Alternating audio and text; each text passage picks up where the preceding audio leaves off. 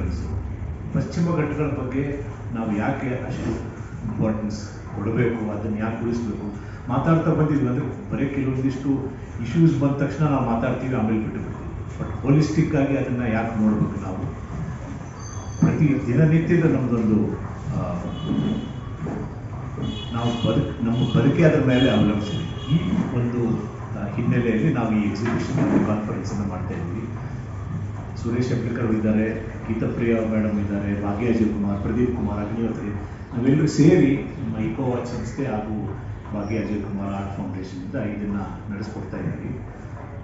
ಬೇರೆ ಬೇರೆ ಸ್ಟೇಟ್ಸಿಂದ ಅಂದರೆ ಪಾಂಡಿಚೇರಿ, ತಮಿಳುನಾಡು, ಕೇರಳ, ಗೋವಾ, ಮಹಾರಾಷ್ಟ್ರ, ಆಮೇಲೆ ನಮ್ಮ ಕರಾವಳಿ ಪ್ರದೇಶದಿಂದ ಎಲ್ಲ ಕಡೆಯಿಂದ ಕೆಲವೊಂದಿಷ್ಟು ರಿಸರ್ಚರ್ಸು, ಸೈಂಟಿಸ್ಟು ಇದ್ರ ಬಗ್ಗೆ ಕೆಲಸ ಮಾಡಿದವರು, ಇದ್ರ ಬಗ್ಗೆ ಸಾಕಷ್ಟು ಸಂಶೋಧನೆ ರಿಸರ್ಚ್ ಮಾಡಿದವರು ಇದನ್ನು ನಮ್ಮ ಪಶ್ಚಿಮ ಘಟ್ಟಗಳಲ್ಲಿ ಯಾಕೆ ಉಳಿಸಬೇಕು ಅನ್ನೋ ಒಂದು ದೃಷ್ಟಿಕೋನದಿಂದ ನಾವು ಈ ಪ್ರೋಗ್ರಾಮನ್ನು ಪೇಂಟಿಂಗ್ ಎಕ್ಸಿಬಿಷನ್ ಮುಖಾಂತರ ಈ ಮೆಸೇಜನ್ನು ನಾವು ಕೊಡಬೇಕಂತಿದ್ದೀವಿ. ಗೊತ್ತಿರಬಹುದು, ನಾವು ಸುಮಾರು 25-30 ವರ್ಷದಿಂದ ಪಶ್ಚಿಮ ಘಟ್ಟ ಉಳಿಸಬೇಕು ಅಂತಂದು ಭಾಳಷ್ಟು ಆಂದೋಲನಗಳನ್ನು ಮಾಡ್ತಾ ಬಂದಿದ್ದೇವೆ. ಇವತ್ತು ಕೈಗಾ ಬಗ್ಗೆ ರಿಪೋರ್ಟ್ ಇದೆ. ನಾವು ಕೈಗಾ ವಿರುದ್ಧವಾಗಿ ನಾವು ಆವಾಗ ಭಾಳಷ್ಟು ಪ್ರತಿಭಟನೆ ಮಾಡಿದ್ವಿ. ಪಶ್ಚಿಮ ಘಟ್ಟ ಉಳಿಸಿ ಅಂತ ನಾವು ದೊಡ್ಡ ಅಭಿಯಾನ ಮಾಡಿದ್ವಿ. ಅವಾಗ ಶಿವರಾಮ್ ಕಾರಂತರು, ಅನೇಕರು ಬಂದಿದ್ದರು. ನಮಗೆ ಬೇರೆ ಬೇರೆ ಸ್ಟೇಟ್ಗಳಿಂದ ಭಾಳಷ್ಟು ಸುಮಾರು 10,000 ಜನ ಒಂದು ದಿವಸದೊಳಗೆ ನಾವು ಕೂಡಿಸಿದ್ವಿ ಕಾರವಾರದಲ್ಲಿ. ಆವಾಗಿಂದ ಇವತ್ತಿನವರೆಗೆ ನಾವು ಅನೇಕ ಕಾನ್ಫರೆನ್ಸ್ಗಳನ್ನು ಪಶ್ಚಿಮ ಘಟ್ಟಗಳ ಬಗ್ಗೆ ಮಾಡ್ತಾ ಬಂದಿದ್ದೇವೆ.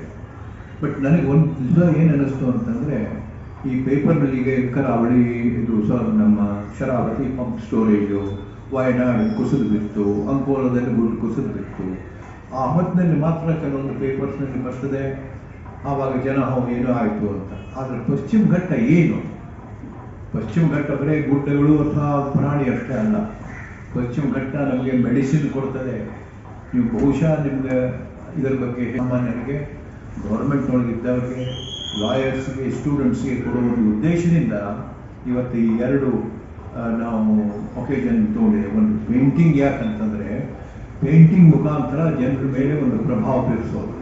ಇಷ್ಟೊಂದು ಸುಂದರವಾದ ಆವಾಸಗಳಿದ್ದಾವೆ ಪಶ್ಚಿಮ ಘಟ್ಟದಲ್ಲಿ. ಹಳ್ಳ, ಕೊಳ್ಳ, ಬೆಟ್ಟ, ನದಿ, 65 ಮೇಜರ್ ನದಿಗಳು ಪಶ್ಚಿಮ ಘಟ್ಟದ ಮೇಜರ್ ನದಿಗಳು. ಆ ನದಿಗಳಿಂದ ನಮಗೇನು ಸಿಗುತ್ತೆ?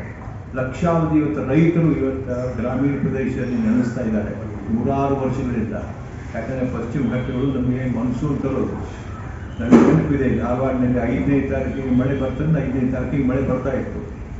ಆವಾಗ ಈ ಫಾರ್ಮರ್ಸು ಅದ್ರ ಮೇಲೆ ಡಿಪೆಂಡ್ ಆದಂಥ, ಅಂದರೆ ನಮಗೆಲ್ಲ ಇವತ್ತು ಊಟ, ನೀರು, ಮೆಡಿಸಿನ್, ಪೇಪರ್, ಆಮೇಲೆ ಎನರ್ಜಿ ಇವೆಲ್ಲ ಬರೋದು ನಮಗೆ ಪಶ್ಚಿಮ ಘಟ್ಟಗಳಿಂದ.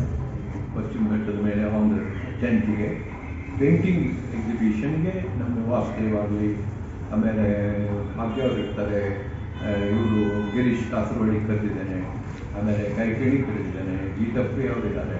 ಸೊ ಇವರೆಲ್ಲರೂ ಅದನ್ನು ಇದು ಇನಾಗ್ರೇಟ್ ಮಾಡ್ತೀರಾ. ಇನ್ನು ನಾವು ಸೇರಿರೋದೇನು ಅಂತಂದರೆ, ನಮಗೆ ಆಗ್ತಿರೋ ಒಂದು ಕಳಕಳಿ ವಿಚಾರ ಯಾವುದು ಅಂದರೆ ವೆಸ್ಟರ್ನ್ ಘಾಟ್ ಬಗ್ಗೆ. ಪಶ್ಚಿಮ ghat already legend Shri Suresh Heblikar ji ಬೇಕಾದಷ್ಟು ಹೇಳಿದ್ದಾರೆ. ಅವ್ರು ತಿಳಿದಿರೋಷ್ಟು ವಿಷಯ ನಮಗೆ ಖಂಡಿತವಾಗ್ಲೂ ಗೊತ್ತಿಲ್ಲ. ಆದರೆ ಅವ್ರು ಭಾಳ ಇನ್ಸ್ಪೈರ್ ಮಾಡಿದ್ದಾರೆ ನಮಗೆಲ್ಲ ಸೇರಿಕೊಂಡು ಇದನ್ನು ಯಾವ ರೀತಿ ನಾವು ಈ ಒಂದು ನಡೀತಾ ಇರತಕ್ಕಂಥ ಒಂದು ಆಲ್ರೆಡಿ 40% ಫಾರೆಸ್ಟ್ ಕಡಿಮೆ ಆಗೋಗಿದೆ. 60% ಮಿಕ್ಕಿರೋದ್ರಲ್ಲಿ ಇನ್ನೂ ಹಾಳು ಮಾಡಿದ್ರೆ ಎಷ್ಟು ಇಂಬ್ಯಾಲೆನ್ಸ್ ಆಗೋಗಿರೋದ್ರಿಂದ ಇನ್ನೂ ಜಾಸ್ತಿ ನಾವು ಮಾಡಿದ್ರೆ ಅದಕ್ಕೆ ಎನ್ಕರೇಜ್ ಮಾಡೋಕ್ಕಾಗುತ್ತೆ. ಆ ರೀತಿ ಒಂದು ಅವೇರ್ನೆಸ್ಸು, ಆ ಕಳಕಳಿಯಿಂದ ಒಂದು ಜನಗಳನ್ನೆಲ್ಲ ಸೇರಿಸಿ ಇದ್ರ ಬಗ್ಗೆ ನಾವು ಮಾತಾಡಿದ್ರೆ ಬಹಳಷ್ಟು ಹೆಲ್ಪ್ ಆಗುತ್ತೆ ಅಂತ ಹೇಳಿಬಿಟ್ಟು ಅಕ್ಷಯ್ ಅವರು ಮತ್ತು ಸುರೇಶ್ ಜಿ ಅವರು ಬಹಳಷ್ಟು ದಿನಗಳಿಂದ ಇದಕ್ಕೆ ಸಿಕ್ಕಾಪಟ್ಟೆ ಟೈಮ್ ಕೊಟ್ಟು ಕೆಲಸ ಮಾಡ್ತಾ ಇದ್ದಾರೆ. ಅವರು ಎಲ್ಲ ಜನಗಳನ್ನು ಸೇರಿಸಿ ಮತ್ತು ಎಲ್ಲರೂ ಎಮಿನೆಂಟ್ ಪರ್ಸನಾಲಿಟೀಸ್ನೆಲ್ಲ ಇನ್ವೈಟ್ ಮಾಡಿ, ಆ ದಿನ ಫಾರೆಸ್ಟ್ ಮಿನಿಸ್ಟರ್ ಶ್ರೀ ಖಂಡ್ರೆ ಅವರು ಬರ್ತಾ ಇದ್ದಾರೆ, ಮತ್ತು ಗಿರೀಶ್ ಕಾಸರವಳ್ಳಿ ಅವರು ಬರ್ತಿದ್ದಾರೆ. ಇವರೆಲ್ಲ ಬಂದು ನಾವು ಈ paintings related to this western ಘಾಟ್ಸ್ನೆಲ್ಲ ಮಾಡಿ ಎಷ್ಟು ಬ್ಯೂಟಿ ಇದೆ, ಇದರಿಂದ ಎಷ್ಟು ಸಸ್ಟೈನಬಿಲಿಟಿ ಆಗ್ತಿದೆ, ಇದರಿಂದ ಜನಗಳಿಗಾಗಲಿ ಅಥವಾ ಒಂದು ಫುಡ್ಡು, ಮೆಡಿಸನ್ಸು, ಬಯೋಡೈವರ್ಸಿಟಿ ಸ್ಪಾಟ್ ಆಗಿಬಿಟ್ಟು, ಇದು ಬಯೋಡೈವರ್ಸಿಟಿ ಸ್ಪಾಟ್ ಆಗಿಬಿಟ್ಟು ಇದ್ರ ಬಗ್ಗೆ ನಾವು ಒಂದು ಟೂರಿಸಮ್ನ ಒಂದು ಇದನ್ನು ಮಾಡ್ಕೋಬೋದು, ಸ್ಪಾಟ್ ಮಾಡಿಕೊಂಡು ಬೇಕಾದಷ್ಟು ಇದರಿಂದ ನಾವು ಇದಕ್ಕೆ ರಿಸೋರ್ಸಸ್ ಡೆವಲಪ್ ಮಾಡ್ಬೋದು ಅಂತ ಹೇಳಿಬಿಟ್ಟು ಅದನ್ನೆಲ್ಲ ಒಂದು 6ನೇ ತಾರೀಕು ಮತ್ತು ಒಂದು 10ನೇ ತಾರೀಕು ಕಾನ್ಫರೆನ್ಸಲ್ಲಿ ಎಲ್ಲ ಇದ್ರ ಬಗ್ಗೆ ವಿಚಾರ ಮಾಡೋಣ ಅಂತ ಅಂದ್ಕೊಂಡು ನಾವು ಇವತ್ತು ಪ್ರೆಸ್ ಮೀಟ್ ಮಾಡ್ತಾ ಇದ್ದೀವಿ.